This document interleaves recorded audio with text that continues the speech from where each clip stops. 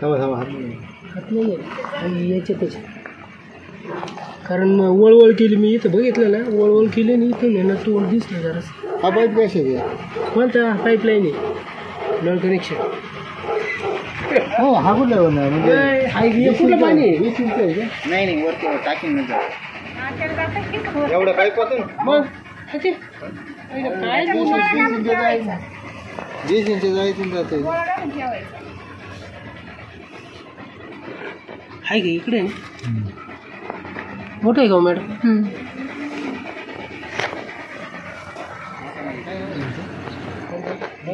तुकाराम नवले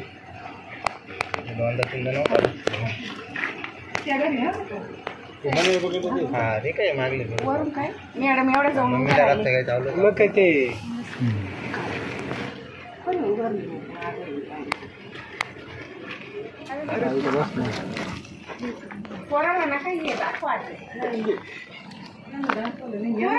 याला आता आपण भाऊसाहेब तुकाराम नवले यांच्या वस्तीवरती आणि थोड्या वेळापूर्वी त्यांनी कॉल केला होता की आमच्या राहत्या घराजवळ तिथे साप आहे ते सांगितलं पहिले पोर्चमध्ये आणि नंतर सांगितलं की पोर्चच्या शेजारी पायऱ्यांजवळ एक छोटंसं फुलदार लावायला जागा केली आणि त्या ठिकाणी तो साप बसलेला आहे विषय म्हटला तो साप आहे आणि या सापाला त्या ठिकाणी तुम्हाला दिसतंय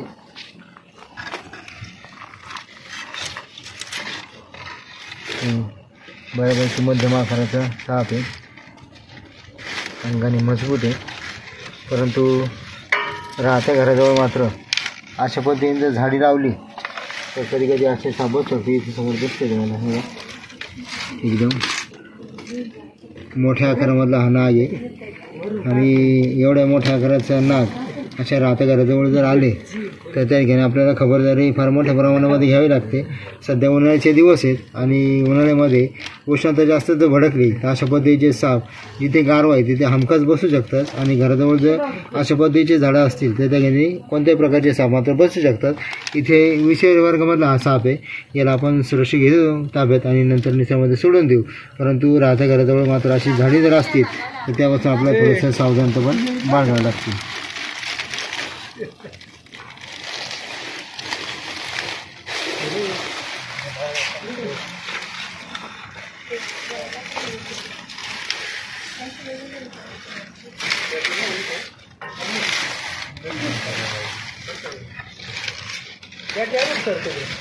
नाही दिसतंय मग ते सांगा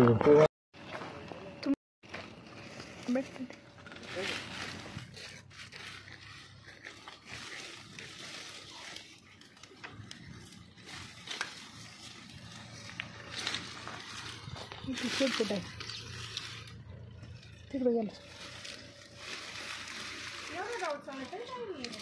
नाही झाडं तसे नाही मोठा नाही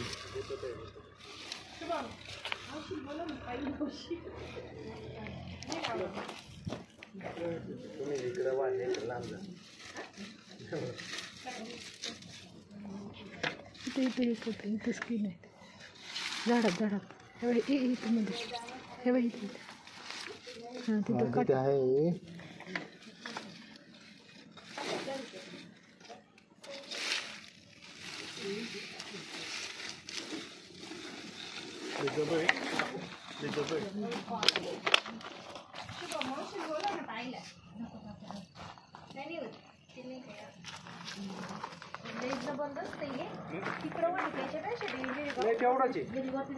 समोर तुम्हाला दिसतंय इथे की विषयामधला नाग आहे आणि अशा पद्धतीने घराचं कन्स्ट्रक्शन असेल आणि त्याला चढायला वरती जागा असेल तर बऱ्याच वरपर्यंत ते साप जाऊ शकतात समोर तुम्हाला दिसतंय इथे नाग आहे त्याच्या फण्यावरून आपल्याला कळतं की नाग आहे आणि बऱ्यापैकी मोठ्या आकाराचा नाग आहे त्याच्यामुळे आपल्याला त्याला ताब्यामध्ये घेताना सुद्धा अतिशय सुरक्षित पद्धतीने ताब्यामध्ये घ्यावं लागणार आहे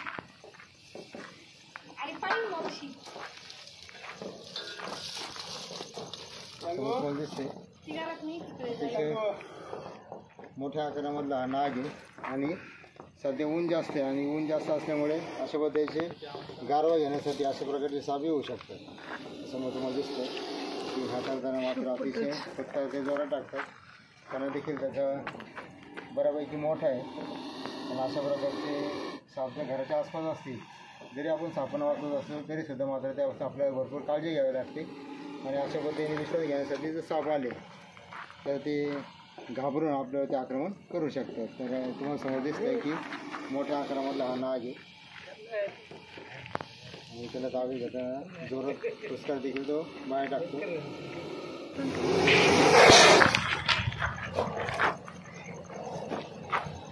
समोर तुम्हाला दिसते इथे की मोठ्या आकारातला असल्यामुळे त्यांनी तेवढाच प्रमाणामध्ये फणा त्याचा काढला आहे बाहेर. आणि अशा प्रकारचा फणा जर काढला त्यातला तेवढा मोठा फणा जर पाहिला तर समोरच्यांची धांदळ 100% उडणार आहे. परंतु सध्या उष्णता जास्त भडकला असल्यामुळे कधी कधी असे राहतं जर झाडे असतील तर त्यापासून आपल्याला काळजी घ्यावी लागते. तिथे अशा प्रकारचे सरपटणारे प्राणी येणार नाही त्याची आपल्याला काळजी घ्यावी लागते.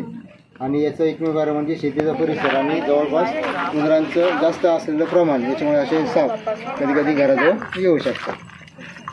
त्याला आपण सुरक्षित घेऊ ताब्यात नंतर निसर्गामध्ये सोडून देऊ.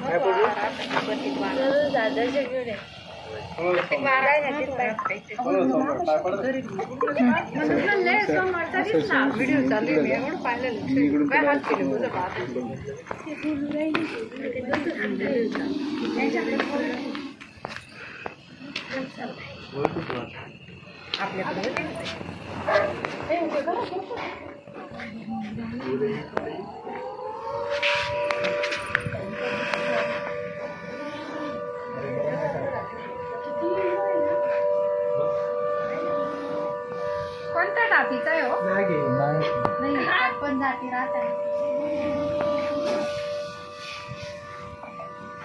जात फक्त माणसात असते.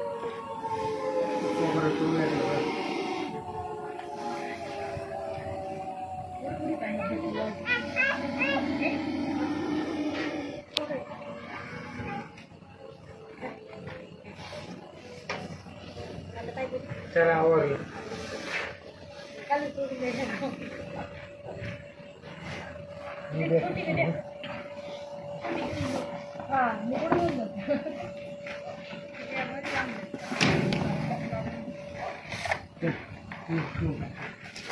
मामा तुम्ही धरला का?